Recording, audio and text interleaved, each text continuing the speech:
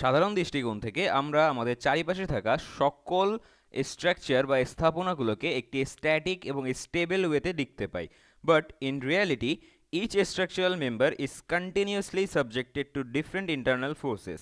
আমরা যদি এই ইন্টারনাল ফোর্সেসগুলোকে প্রপারলি আন্ডারস্ট্যান্ড না করে বিল্ডিং ডিজাইন করি, আমাদের স্ট্রাকচারাল মেম্বারগুলো ক্র্যাক করতে পারে, এক্সেসিভ ডিফ্লেকশনের শিকার হতে পারে, ইভেন স্ট্রাকচারটা ফেইলও করতে পারে। আমাদের আজকের ভিডিওতে আমরা ট্রাই করব ডিসকাস করার সকল ইন্টারনাল ফোর্সেস যেগুলো কন্টিনিউয়াসলি অ্যাক্ট করছে আমাদের স্ট্রাকচারাল মেম্বারগুলোর উপর। আসসালামু আলাইকুম, Bangladesh institute of building design and engineering থেকে আপনাদের সকলের সাথে আছি আমি ইরফান হোসেন সিয়াম।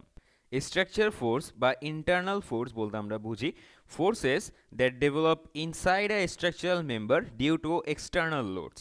এক্সটার্নাল লোডস বা বাহির থেকে আসা লোডের কারণে আমাদের স্ট্রাকচারাল মেম্বারের ভিতরে যে ফোর্সটা ডেভেলপ হয় সেটাকে আমরা বলি স্ট্রাকচারাল ফোর্স অথবা ইন্টারনাল ফোর্স। এই বাহির থেকে আসা লোড যখন আমাদের স্ট্রাকচারাল মেম্বার্স যেমন বিম, কলাম, স্ল্যাব অথবা ফুটিংয়ের উপর এসে পড়ে, তখন আমাদের স্ট্রাকচারাল মেম্বারগুলো এই ফোর্সগুলোকে রেজিস্ট করে। স্ট্রাকচারাল ফোর্স বা ইন্টারনাল ফোর্সগুলোকে জেনারেলি আমরা এই 6টি টাইপের উপর ক্লাসিফাই করি, যেগুলো হচ্ছে axial force, shear force, bending moment, torsional moment বা টরশন, বেয়ারিং ফোর্স এবং কম্বাইন্ড ফোর্স। আমরা ওয়ান বাই ওয়ান সকল ইন্টারনাল ফোর্সগুলোকে ডিসকাস করব। ফার্স্ট হচ্ছে এক্সিয়াল ফোর্স। এক্সিয়াল ফোর্স এর ডেফিনেশনটা হচ্ছে the force that acts along the longitudinal axis of a structural member. অর্থাৎ কোনো একটি স্ট্রাকচারাল মেম্বারের লংগিটিউডনালি যে ফোর্সটা অ্যাক্ট করে সেটা হচ্ছে এক্সিয়াল ফোর্স। এটাকে আরেকভাবে বলা যায়, কোনো একটি ফোর্স যদি কোনো মেম্বারের, কোনো স্ট্রাকচারাল মেম্বারের সেন্টারয়েড বরাবর অ্যাক্ট করে তখন সেটাকে আমরা এক্সিয়াল ফোর্স বলতে পারি। স্ক্রিনে আপনারা এই ছবিটা দেখতে পাচ্ছেন। কোনো এক্সিয়াল ফোর্স বা কোনো ফোর্স যদি এই স্ট্রাকচারের সেন্ট্রয়েড বরাবর কাজ না করে তখন সেটাকে আমরা বলে থাকি ইসেন্ট্রিক লোডিং। এক্সিয়াল ফোর্স যদি কোনো একটি স্ট্রাকচারাল মেম্বারের সেন্টারয়েড বরাবর অ্যাক্ট করে তখন সেটাকে আমরা বলে থাকি কোসেন্ট্রিক লোডিং। এক্সিয়াল ফোর্সের দুটো টাইপ আছে। First one is axial compression এবং second one is axial tension. Axial compression is a type of force that tries to shorten the structural member এবং axial tension is a type of force that elongates the structural member. So একটা আরেকটার বিপরীত। axial compression try করবে structural মেম্বারকে compress করার এবং axial tension try করবে structural মেম্বারকে ইলংগেট করার, হ্যাঁ, বা বড় করার। সো কমন এক্সাম্পলগুলো যদি বলি এক্সিয়াল কম্প্রেশন বা এক্সিয়াল টেনশন বা ইন্টায়ার এক্সিয়াল ফোর্সের যদি কমন এক্সাম্পলগুলো বলি, কলাম মেইনলি ট্রাই করে রেজিস্ট করার এক্সিয়াল কম্প্রেশন এবং টাইবার এবং রিইনফোর্সমেন্ট বারগুলো ট্রাই করে এক্সিয়াল টরশনকে রেজিস্ট করার। শেয়ার ফোর্সের যদি আমরা ডেফিনেশনটা দেখি, a shear force is the resultant vertical force acting on the either side of a section of a beam. Shear force হচ্ছে আনঅ্যালাইন্ড ফোর্স, অর্থাৎ এটা যে কোনো একটি স্ট্রাকচারাল মেম্বারের একটি পার্টকে পুশ করবে টু আ স্পেসিফিক ডাইরেকশন এবং অপর পার্টকে পুশ করবে টু অ্যানাদার স্পেসিফিক ডাইরেকশন, কিন্তু সেটা হবে অপোজিট। শেয়ার ফোর্স হচ্ছে একটি ভার্টিক্যাল ফোর্স, সো এটা অনলি ওয়াই অ্যাক্সিস বরাবর কাজ করবে। ওয়াই অ্যাক্সিসের পজিটিভ এবং নেগেটিভ বোথ সাইডেই এটা কাজ করতে পারবে। শেয়ার ফোর্সের সাইন কনভেনশনের জন্য আমরা দুটো কনসিডারেশন নিয়েছি। আমরা এখানে একটি বিম ড্র করেছি। বিমকে আমরা এক্স এক্স ক্রস সেকশনে ডিভাইড করেছি, যেখানে লেফট সাইডে আমরা আপওয়ার্ডস ফোর্স নিয়েছি এবং রাইট সাইডে আমরা ডাউনওয়ার্ডস ফোর্স নিয়েছি। সো এমন কনসিডারেশনে আমরা শেয়ার ফোর্সকে পজিটিভ বলে বিবেচনা করব।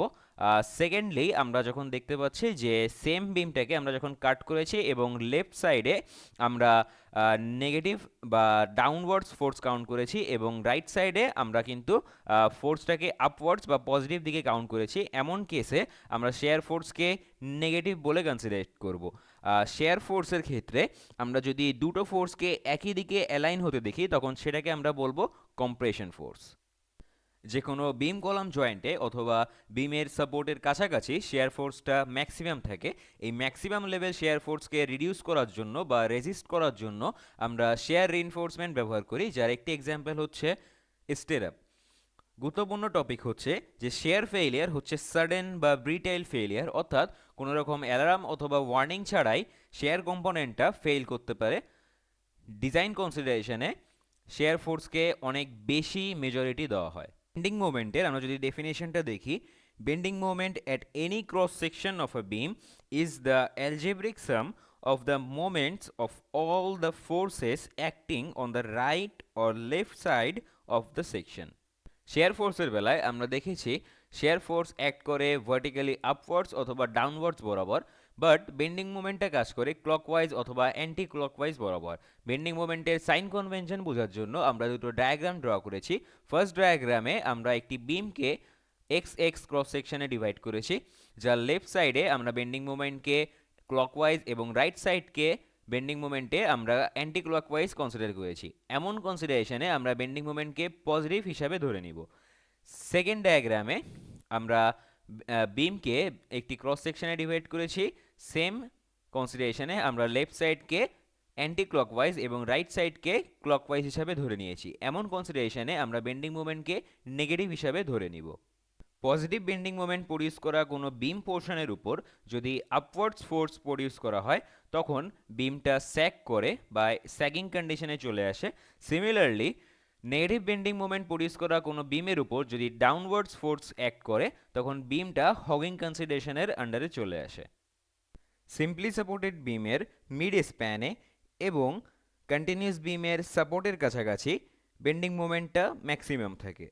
টর্শনাল মোমেন্ট বা টর্শন হচ্ছে একটি twisting force that causes a member to rotate about its longitudinal access.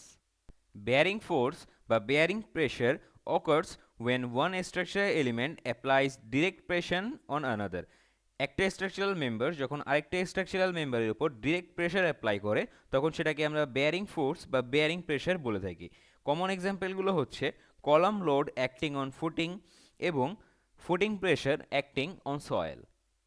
Combined ফোর্সের ডেফিনেশনে যদি আসি, in real time structure members really experience a single force. একটা স্ট্রাকচারাল মেম্বার একই সাথে অ্যাট দ্য সেম টাইম অনেকগুলো ইন্টারনাল ফোর্স ফিল করে থাকে। এক্সাম্পলে আমি বলতে পারি কলাম একই সাথে এক্সিয়াল ফোর্স এবং বেন্ডিং মোমেন্ট ফিল করে, বিম শেয়ার ফোর্স, বেন্ডিং মোমেন্ট এবং torsion at the same time feel করে থাকে, এবং ফুটিংয়ের বেলায় ফুটিং একই সাথে বেয়ারিং ফোর্স এবং বেন্ডিং ফিল করে থাকে। সো এতটুকুই ছিল আমাদের আজকের ভিডিওতে। আজকের ভিডিওতে আমরা ট্রাই করেছি ডিসকাস করার ইন্টারনাল ফোর্সের সম্বন্ধে। আমরা ডেফিনেশন জেনেছি, ক্লাসিফিকেশনস জেনেছি, সাইন কনভেনশন শিখেছি। বিএনবিসি 2020 গাইডলাইনকে ফলো করে আপনারা যারা আরসিসি বিল্ডিং ডিজাইন শিখতে চান, তারা আমাদের লাইভ কোর্সে জয়েন করতে পারেন, যেখানে 30+ রেকর্ডেড ভিডিও আমরা প্রোভাইড করব to improve your basics, plus 40+ excel sheet আমরা প্রোভাইড করব ইজি ক্যালকুলেশনের জন্য। সো এতটুকুই ছিল আমাদের আজকের ভিডিওতে। আপনাদের সকলকে ধন্যবাদ। আসসালামু আলাইকুম।